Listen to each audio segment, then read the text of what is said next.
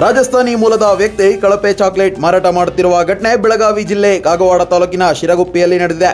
ಶಿರಗುಪ್ಪಿಯಲ್ಲಿ Dhanalakshmi stores ಅಂಗಡಿ ಮಾಲೀಕ ಅವರೇ ತಯಾರಿಸಿದ ಚಾಕ್ಲೇಟ್ ಅವಧಿ ಮುಗಿದಿದ್ದರೂ ಸಹ ಅದನ್ನು ಕಸದ ತೊಟ್ಟಿಗೆ ಹಾಕದೆ ಮಾರಾಟ ಮಾಡುತ್ತಿದ್ದಾನೆ.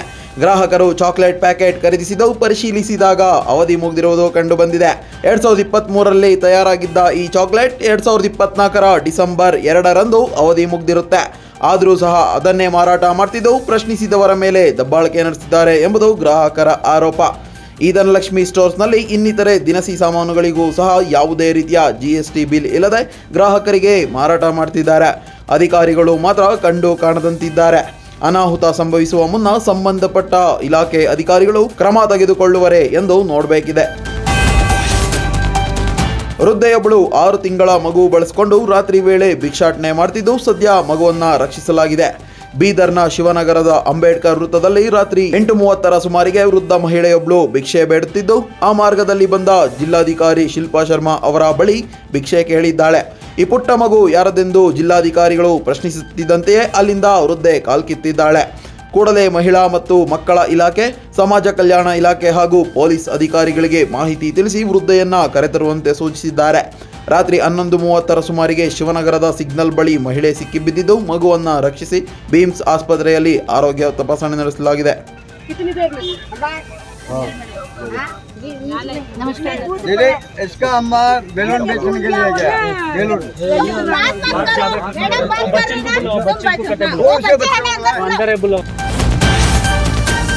9 ಕೋಟಿ ಅನುದಾನದಲ್ಲಿ ನಿರ್ಮಾಣಗೊಳ್ಳುತ್ತಿರುವ ಬೀದರ್ನ RTO ಕಚೇರಿ ಅನುದಾನ ಕೊರತೆಯಿಂದಾಗಿ 3 ವರ್ಷವಾದರೂ ಕಟ್ಟಡ ಕಾಮಗಾರಿ ಪೂರ್ಣಗೊಂಡಿಲ್ಲ.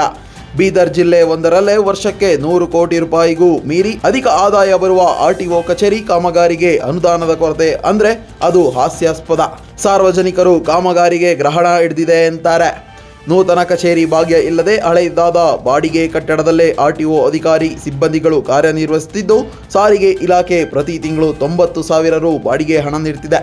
ಕಿರಿದಾದ ಜಾಗದಲ್ಲೇ ವಾಹನ ಟ್ರಯಲ್ ನಡೆಸಿ ಡ್ರೈವಿಂಗ್ ಲೈಸೆನ್ಸ್ ಕೊಡುತ್ತಿದ್ದು ಸಾರ್ವಜನಿಕರಿಗೆ ತುಂಬಾ ಅನಾನುಕೂಲವಾಗುತ್ತಿದೆ. ಬೀದರ್ನ RTO ಕಚೇರಿ ಜೊತೆಗೆ ಆರಂಭಗೊಂಡಿದ್ದ ಬಾಲ್ಕಿ RTO ಕಚೇರಿ ಕಟ್ಟಡ ಕಾಮಗಾರಿ ಪೂರ್ಣಗೊಂಡು ಉದ್ಘಾಟನೆಯಾಗಲಿದೆ ಎಂದು ಸ್ಥಳೀಯರು ಅಸಮಾಧಾನ ವ್ಯಕ್ತಪಡಿಸಿದ್ದಾರೆ. ಬೀದರ್ ನಗರದ ಪ್ರಾದೇಶಿಕ ಸಾರಿಗೆ ಕಚೇರಿ ಕಟ್ಟಡವು 2022ರಲ್ಲಿ ಏನಾದರೂ ಪ್ರಾರಂಭ ಮಾಡಿದ್ದಾರೆ. 2022ರಲ್ಲಿ ಇದ್ರ ಜೊತೆಗೆ ಬಾಲ್ಕಿ ಸಾರಿಗೆ ಪ್ರಾದೇಶಿಕ ಕಟ್ಟಡ ಕೂಡ ಸ್ಟಾರ್ಟ್ ಮಾಡಿದ್ರು. ಆದರೂ ಕೂಡ ಕಾಮಗಾರಿ ಪೂರ್ಣಗೊಂಡಿರ್ತದೆ. ಆದರೂ ಕೂಡ ಬೀದರ್ ನಗರದಲ್ಲಿ ಏನು ಸಾರಿಗೆ ಕಚೇರಿ ಇದೆ ಇದು ಕೂಡ ಕುಂಠಿತಗೊಳ್ತಾ ಇದೆ. ಯಾಕಂದರೆ ಇದು 2024 ಡಿಸೆಂಬರಲ್ಲೇ ಪೂರ್ಣಗೊಳ್ಳಬೇಕಾಗಿತ್ತು. ಆದರೂ ಕೂಡ ಇಲ್ಲಿವರೆಗೆ ಆಗಿಲ್ಲ. ಇದಕ್ಕೆ ಸರ್ಕಾರ 9 ಕೋಟಿ ರೂಪಾಯಿ ಅನುದಾನದಲ್ಲಿ ಕಟ್ಟಡ ನಿರ್ಮಾಣ ಮಾಡ್ತಾ ಇದೆ.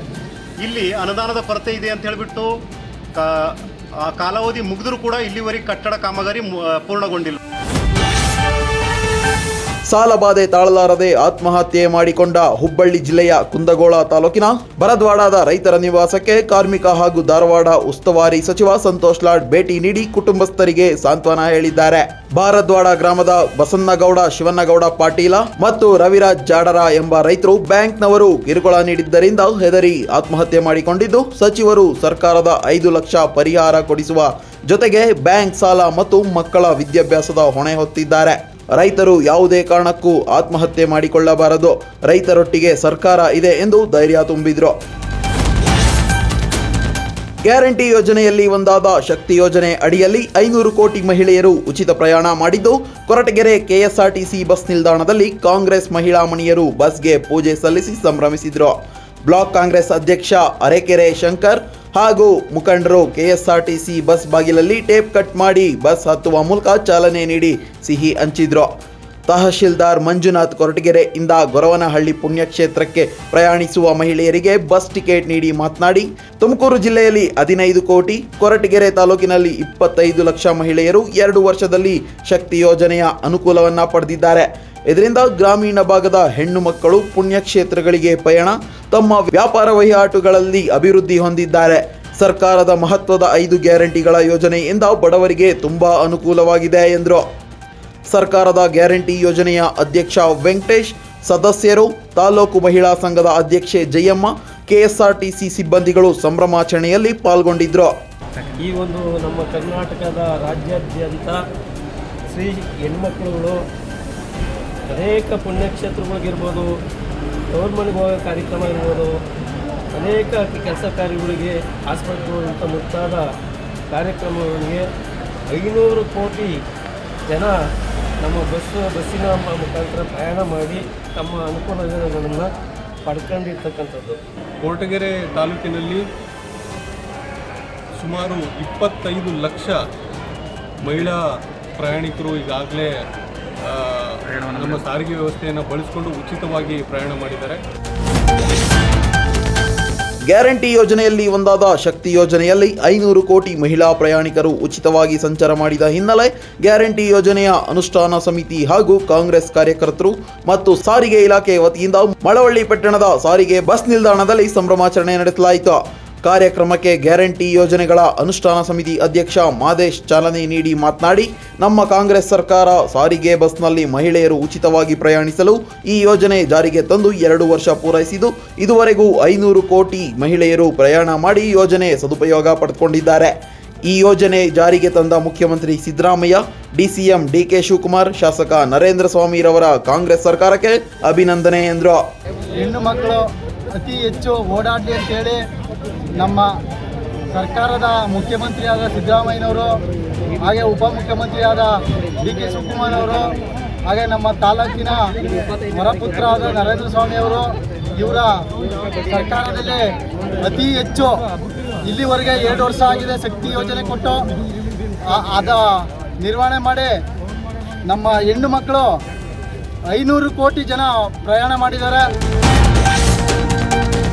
ಕೆಎಸ್ಆರ್ಟಿಸಿ ಬಸ್ ಬ್ರೇಕ್ ವ್ಯಾಕ್ಯೂಮ್ ಖಾಲಿಯಾಗಿ ಬ್ರೇಕ್ ಜಾಮ್ ಆದ್ದರಿಂದ ಚಾಲಕನ ನಿಯಂತ್ರಣ ತಪ್ಪಿದ ಘಟನೆ ತುರುವೇಕೆರೆ ಪಟ್ಟಣದಲ್ಲಿ ನಡೆದಿದೆ. ಸದ್ಯ ಬಸ್ನಲ್ಲಿ 50ಕ್ಕೂ ಅಧಿಕ ಮಂದಿ ಪ್ರಯಾಣಿಸುತ್ತಿದ್ದು ಯಾವುದೇ ಅನಾಹುತ ಸಂಭವಿಸಿಲ್ಲ. ದಬ್ಬೆಘಟ್ಟ ಬಸ್ ನಿಲ್ದಾಣದಿಂದ ನಿಟ್ಟೂರಿಗೆ ಹೊರಟಿದ್ದ ಬಸ್ನ ಬ್ರೇಕಿನಲ್ಲಿ ಸಮಸ್ಯೆ ಕಾಣಿಸಿಕೊಂಡಿದ್ದು, ಇದನ್ನು ಅರಿತ ಚಾಲಕ ಬಸ್ ನಿಲ್ಲಿಸಲು ಬ್ರೇಕ್ ಹಾಕಿದ್ದು ವ್ಯಾಕ್ಯೂಮ್ ಖಾಲಿಯಾಗಿ ಬ್ರೇಕ್ ಜಾಮ್ ಆಗಿದೆ. ದ್ವಿಚಕ್ರ ವಾಹನ ಶೋರೂಮ್ ಬಳಿಗೆ ನುಗ್ಗಿ ಚರಂಡಿಯ ಚಪ್ಪಡಿ ಕಲ್ಲನ್ನು ಮುರಿದಿದೆ. ಚಾಲಕ ತಕ್ಷಣ ಗೇರು ಬದಲಿಸಿ ಬಸ್ ನಿಲ್ಲಿಸಿದರೂ ರಸ್ತೆ ಬದಿಯಲ್ಲಿ ನಿಂತಿದ್ದ ಲಗೇಜ್ ಆಟೋಗೆ ಡಿಕ್ಕಿ ಹೊಡೆದಿದ್ದು ಆಟೋ ಹಿಂಬದಿಯ ಭಾಗ ಜಖಂಗೊಂಡಿದೆ.